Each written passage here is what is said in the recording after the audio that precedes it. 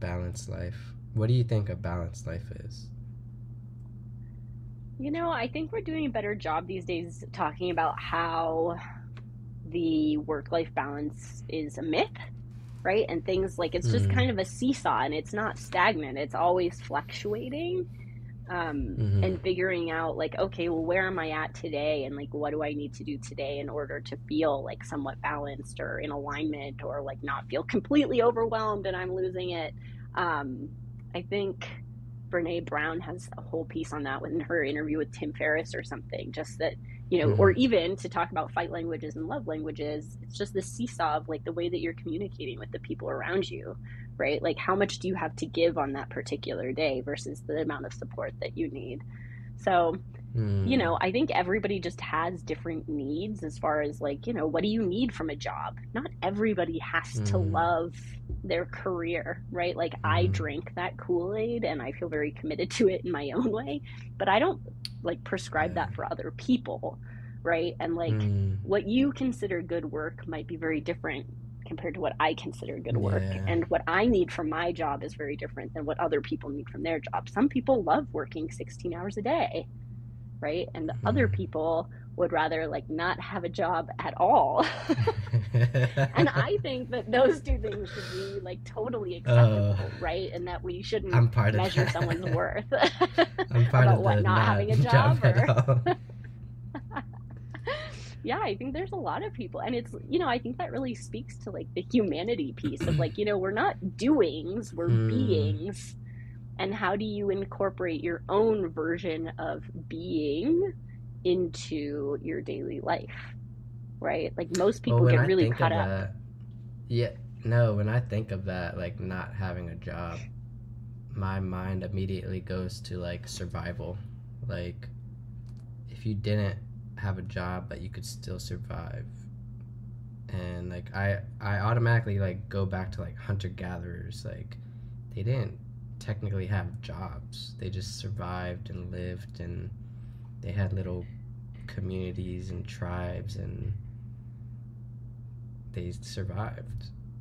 Oh, and they built relationships and they built entire Yeah. societies and they like made art and like sang and Yeah. danced and like lived within the That's what my seasons, mind that's and where like my mind goes when I think of like not having a job. hmm well, and So like America's in an technically you interesting work still. Yeah. yeah, I Go mean, and ahead. like America's in this interesting position too, because it's like America's a very rich country, but the disparity Mhm. is so huge, right? Like in theory, and Oliver Berkman talks about this a lot too, is this idea of like, we're all working so hard so that we can relax, right?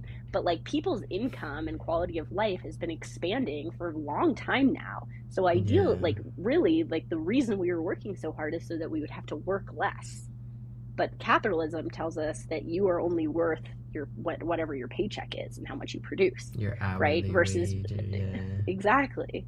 So it's like, well, what's wrong with like working enough?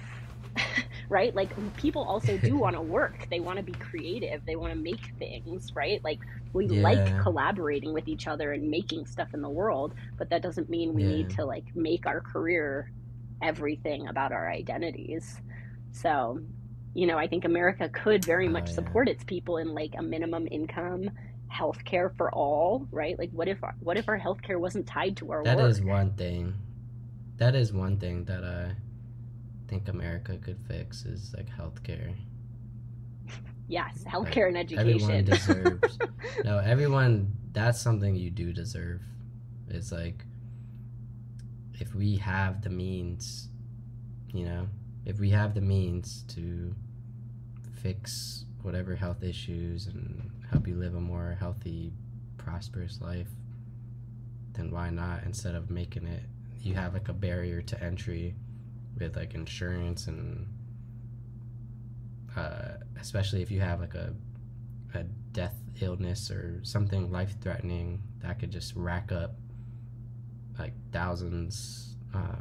Like my sister had a life threatening scenario where she like racked up thousands of dollars. And it's like, if we had a good system in place, you know. Yeah. Yeah, and it's possible. Like America is wealthy enough to make that happen. we have to get on the same page around, like, about it, right? To bring it into being. But I do consider that a lot, and that comes up a lot in my work when people come to me for career transitions, is that so many people find that their benefits are tied to a particular job, right? And that shouldn't, like, we shouldn't make people dependent on one Mm. career for like all of their benefits, right? Their health care, how to pay for food, what about Oh, that was childcare? me in the military. Yeah. They took care of everything. So it's like when I got out, you have to like figure it out by yourself. Mm-hmm. Did they support you in figuring it out afterwards? Oh yeah, the military is good, but with like that transition.